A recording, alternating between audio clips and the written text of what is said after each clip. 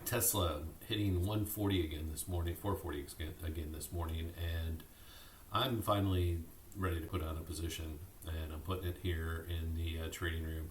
I'm going to buy the TSLQ, which is the Tesla super short, 2 times short ETF, and it's 838.40 right now, and I just like these charts. Again, everything is dragging along the bottom, but as long as we hold that $8 range, I'm going to stay in it. So I'm going to buy 840 and risk down to 770. So I'm going to risk about 70 cents, and that's where I am on this trade. So it's a stab. If I'm wrong and we make new highs on Tesla, then I'll be out at 770.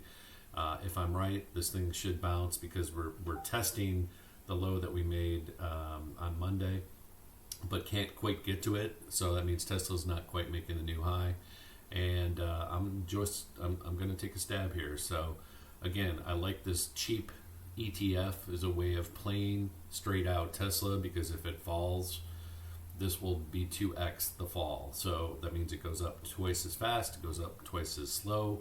But with the Tesla up $14 this morning, I'm taking a stab. Let's go. Let's see what happens. Again, risk down to 770 on a close. If it closes below 770, this trader is out.